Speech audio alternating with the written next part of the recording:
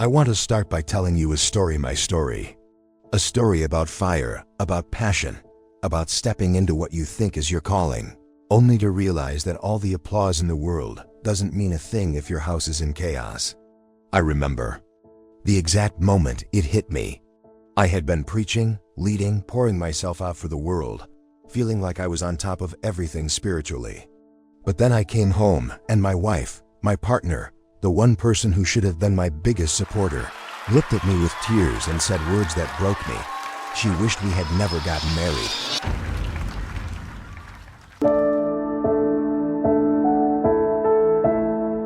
That moment, right there, tore me down. I thought I was doing everything right. I thought my fire for God was enough. But God spoke to me that night in a way I will never forget. He said, "Your public ministry is strong, but your private ministry? It's weak. You're building a preacher. I'm building a man of God." Everything I had worked for, everything I had believed in, was being tested not in the spotlight, not on the stage, not in the chapel, but in my own home, in my own life, where no one else was watching. God reminded me that real manhood, real spiritual growth, is not measured by how loud your voice is in the world. It's measured by what you do when no one is watching. How you handle your family, your marriage, your personal integrity. That night I had to face a hard truth. Passion without discipline, faith without action, preaching without practice, it all falls apart if the foundation is broken. And this is a lesson that every man, every person pursuing greatness needs to hear. The spotlight does not make you great. What you do in the dark when nobody sees, that is what defines you. It's not the words you speak. It's the life you live. And it's not enough to just read the word, sing the songs, or give the sermons. God is calling you to become the word, to live it, to apply it in your home, in your family, in your personal life, where no one is cheering, where no one is clapping, where your true character is being forged. This is the hard truth about manhood, about life, about spiritual leadership. If your private life is broken, no amount of public praise can fix it. And if you don't address it now, your ministry, your influence, your legacy will crumble before it even reaches its potential. You can preach the most powerful sermons. You can lead hundreds. You can be applauded, celebrated, and recognized in every corner of the world. But if your private life is a mess, all of that applause is hollow. God made it clear to me in no uncertain terms. Your public ministry, your reputation, your influence, none of that will matter if the foundation of your life is broken. Think about it for a moment. You could be the most inspiring speaker, the most committed servant, the most visible leader, but if you cannot show up for your family, if you cannot love your spouse in practical ways, if you are neglecting your responsibilities at home, you are failing the first test of greatness. Public recognition can be addictive, but it is fleeting. Your family, your integrity, your character, these are permanent.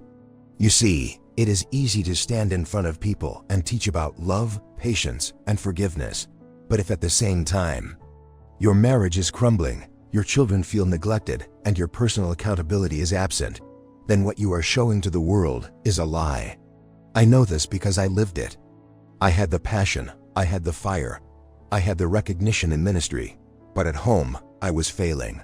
I was so consumed with doing God's work publicly that I neglected what He had entrusted to me privately.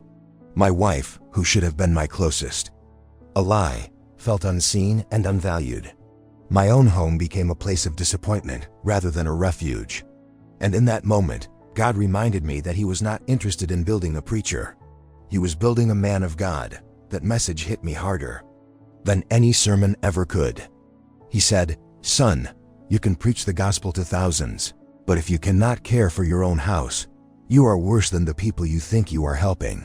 That is the reality. Your private life is the litmus test for everything else. Every relationship you cultivate publicly, every influence you claim, every platform you occupy is only as strong as the integrity you maintain in your private life. It is not enough to talk about love. You have to love at home. It is not enough to preach forgiveness. You have to forgive the ones who hurt you intimately.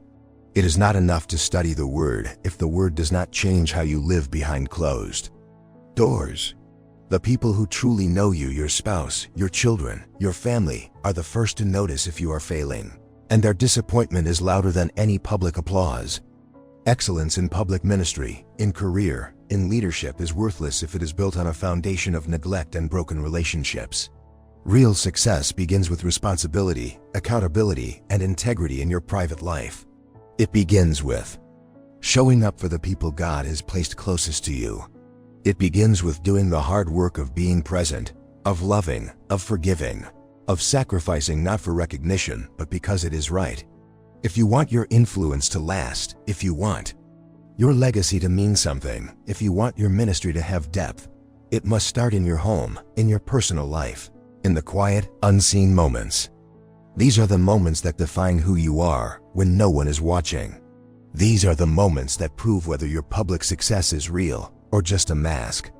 God will not bless a ministry built on neglect. He will not honor a reputation built on shortcuts. True greatness, true manhood, true spiritual maturity is measured by how well you manage what you are responsible for privately. You cannot escape this truth. You can try to fool the world with charisma, with words, with appearances, but God sees the heart, and He calls every man and every woman to first get right with their private life before He entrusts them with greater public impact. You want to know if you are really walking in God's purpose? Look at your private life first. Your family, your relationships, your integrity, your personal discipline. These are the true measures of your calling, the true reflection of whether your public success will last. Without this, all the applause, all the recognition, all the accolades are empty. It's one thing to know the word. It's another thing to talk about it. It's a whole different level to live it. So many people think that just by showing up to church, by reading the Bible, by posting inspirational quotes or preaching from a pulpit, they are living a spiritual life. But God made it very clear to me that appearance alone does not count for anything. You can wear the robe, you can have the title, you can have the applause, but if it doesn't change the way you act, it doesn't mean a thing. I learned this the hard way. I thought I was doing everything right. I was at every campus ministry meeting, every service, every event. I was preaching, singing, leading, teaching. I was visible. I was the example, or so I thought. But when I got home, my wife looked at me with a broken heart. She felt unseen, neglected, unvalued. All my public fire, all my visible dedication, all my spiritual display meant nothing because I was not transforming the people closest to me, the ones God entrusted to me. God said, "Son, you're building a reputation, not a life. You're building applause, not character." That hit me like a ton of bricks. All the preaching, all the teaching, all the knowledge, if it doesn't translate into action, it's worthless. Action over appearance. This is the principle. If you claim to love, you act in love.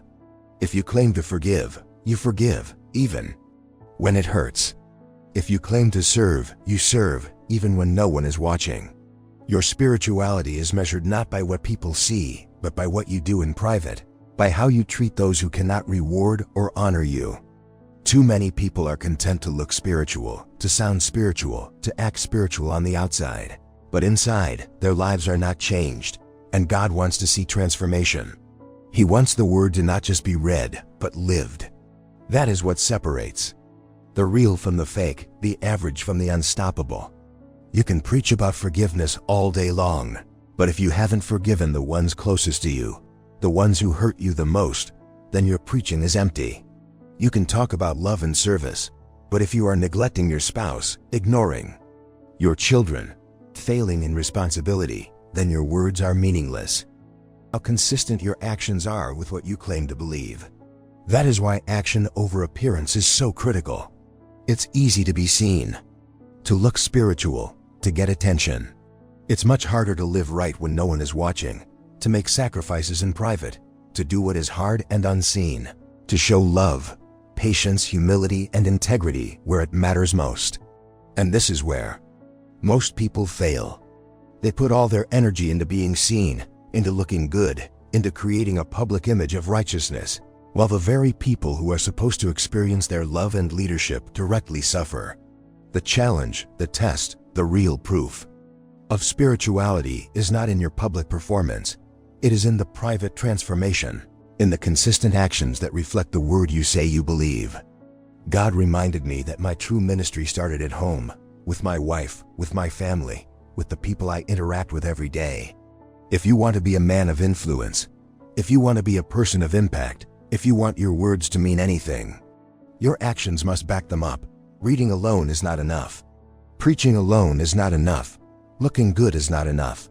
You must live it. You must practice it. You must embody it. Action over appearance. That is the standard, the test, and the path to true spiritual maturity, true manhood, and true success in life and ministry. Anything less is a lie. Anything less will crumble. And anything less will leave your private life and your public life empty and meaningless. God is not interested in creating preachers who only know how to speak. He is interested in building men who know how to live. That distinction is critical. I used to think that ministry, influence, and recognition were the ultimate goals. I thought that if I could preach well, lead well, and be seen as spiritual, I was fulfilling my calling. But God showed me that all of that is only the surface. The real work is inside, the unseen work that forms character, develops resilience, and instills responsibility. When I was young, I faced moments of extreme difficulty. I was homeless for 2.5 years, living in abandoned buildings, feeling like the world had abandoned me. Yet, through that pain, through those trials, God was working. He wasn't just preparing me to preach. He was preparing me to endure, to lead, to handle responsibility, to become a man of God in every area of life. The difference between a man and a preacher is the difference between one who speaks truth and one who lives it. A preacher can deliver powerful sermons, can inspire a crowd, can sound righteous, but a man embodies that truth even when no one is watching. God reminded me that his goal was not to create a performer. It was to create a leader, a husband, a father, a man who could withstand trials, who could demonstrate love and integrity even in the hardest circumstances. Character is built in the crucible of life. It is forged in the fires of struggle, sacrifice, and discipline. Resilience is not developed on the stage. It is developed in the trenches, in your home, in your responsibilities, in the quiet moments when no one applauds. Responsibility is not something you can fake. You either take it on, live it, and honor it, or you fail. God's message was clear. He is building men, not just preachers. Your public accolades, your ability to captivate an audience, your reputation, these are secondary. The primary focus is who you are when the lights go out, when the applause ends, when the crowd disappears. That is what God sees. That is what matters. The process of becoming a man is not easy. It requires humility to accept correction, courage to face your weaknesses, and discipline to cultivate strength in areas where you are lacking. It requires learning to lead by example, to serve quietly, to put the needs of others above your own. God's work in you is measured by transformation that starts inward and radiates outward. It is not measured by sermons preached or events attended. A man of God is defined by his integrity, by his ability to keep his word, by his dedication to his family, by the way he treats the people God has placed closest to him. This is the kind of development that cannot be rushed. It cannot be faked. It cannot be measured by popularity or recognition. God is building something permanent, something that lasts, something that has eternal impact. The goal is not a title, not a position, not a following. The goal is transformation, turning a boy who talks about God into a man who lives for God. When you embrace this, your perspective changes. You stop chasing applause and start chasing growth. You stop worrying about reputation and start worrying about responsibility. You stop seeking recognition and start seeking character. And when God finishes the work, you will not just be able to preach. You will be able to live a life that preaches without words. That is what God meant when he said, I am building a man, not just a preacher.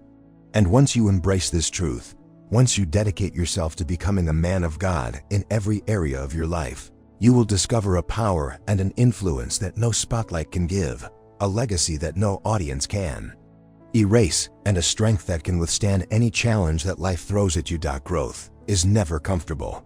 True growth The kind that lasts, the kind that shapes destiny, always comes wrapped in hard truths. Nobody wants to hear it, nobody wants to face it, and yet it is absolutely necessary. I learned this lesson the hard way in my own life. I thought I was doing everything right. I was passionate, spiritual, and committed to my public ministry. I was showing up for everyone else, pouring into the lives of students, leading worship, preaching, teaching, and inspiring crowds. But then I came home, and my wife, the one person closest to me, looked at me with pain in her eyes and said she wished we had never gotten married. Those words cut through me like a knife. That was a hard truth.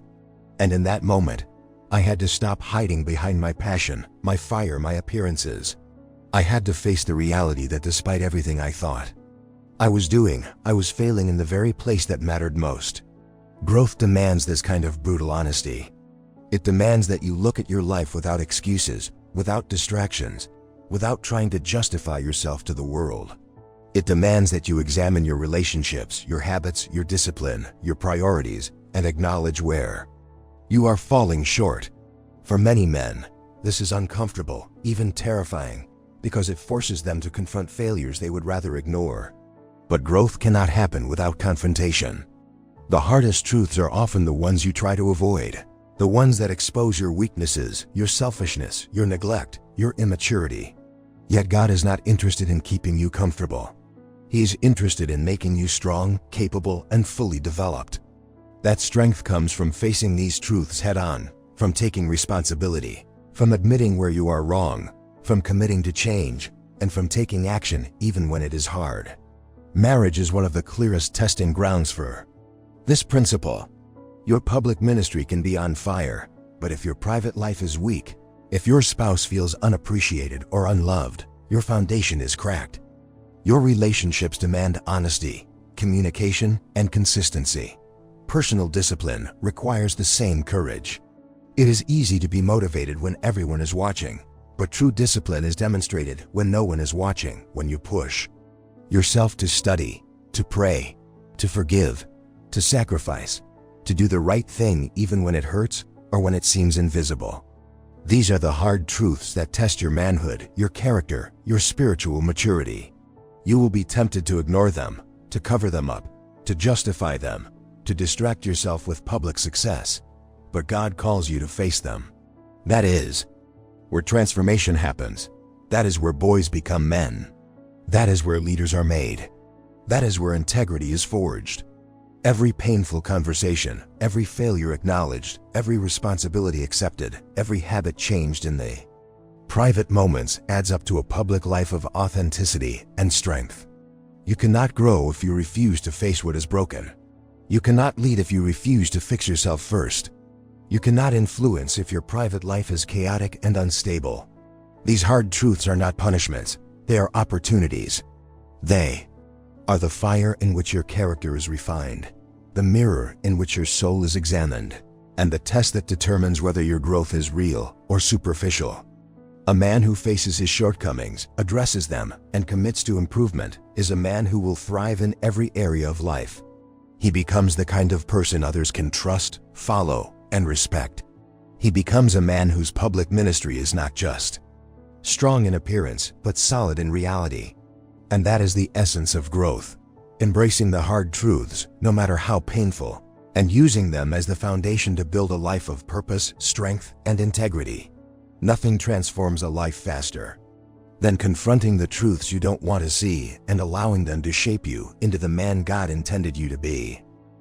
It is one thing to know the word, it is another thing to speak it, but it is a whole different level to live it. God reminded me repeatedly that transformation is not measured by the volume of your voice in the pulpit, by the applause of the crowd, or by how spiritual you appear on the surface. True transformation is proven by action, by obedience, by the way your life reflects what you say you believe. I learned this in my own journey. I could preach about forgiveness, but until I got in my car, drove 700 miles, and faced my biological father to forgive him, my words were empty. I could sing about love, but until I demonstrated that love through tangible acts of care, service, and humility, it was nothing more than sound. God made it clear to me, it is not enough to read the word, to quote the word, to memorize the word. You must embody it. You must live it. Your family, your friends, your colleagues, your community, these are the mirrors in which your transformation is tested. They are the first to recognize whether the word has truly changed you. Your spouse notices whether your love is real or just a performance. Your children notice whether your actions align with your teachings. Your peers notice whether your integrity is genuine or superficial. Transformation is practical, observable, and undeniable. It is revealed in how you handle conflict, how you forgive, how you serve, how you show up for the people who depend on you most. This is why God said to me, "Son, I am not building a preacher, I am building a man of God." It is easy to deliver sermons to inspire crowds and to appear righteous in public. But if the word is not alive in you, if it is not shaping your decisions, your priorities, your relationships, then your ministry is hollow. Living the word means being consistent, even when it is hard. It means making the right choice when no one is watching. It means extending grace when it is undeserved. It means showing love when it is inconvenient. It means taking responsibility even when you feel justified in pointing fingers. Every act of obedience, every choice to act according to the word rather than impulse, builds the evidence of transformation. This is the difference between someone who merely talks about God and someone who is actually changed by God. The crowd does not certify your growth, your life does. Transformation manifests in forgiveness, not just in preaching about it. It manifests in sacrifice, not just in teaching about it. It manifests in consistency, not just in occasional spiritual bursts. God's Spirit is alive within those who truly obey, who truly act, who truly implement His word. You cannot fake it. You cannot simulate it. You cannot hide behind your charisma or eloquence.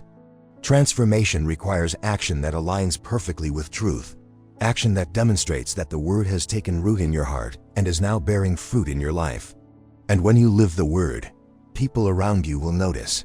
Your family will see it. Your spouse will feel it. Your children will learn from it. Your community will benefit from it. That is how God's power becomes visible in everyday life, not through spectacles, not through recognition, not through titles, but through obedience, love, and consistent action. Living the word is the ultimate proof of true change. It is what separates those who are spiritually immature from those who are spiritually mature, those who are self-focused from those who are God-focused, those who are temporary performers from those who are permanent transformers. God measures you not by what you say, not by what you sing, not by what you preach, but by what you do. Actions confirm faith. Obedience confirms knowledge. Love confirms understanding. Your life is the ultimate testimony. Your transformation is the ultimate evidence. The word is alive when it is lived. It is dead when it is merely spoken. God's mission is accomplished not when sermons are delivered, but when lives are transformed, when forgiveness is practiced, when love is demonstrated, when responsibility is embraced, and when obedience becomes second nature. That is what it means to live the word. That is how you prove transformation. That is how you become the man God intended you to be. Not just a preacher, not just a speaker, but a living, breathing example of His truth in action.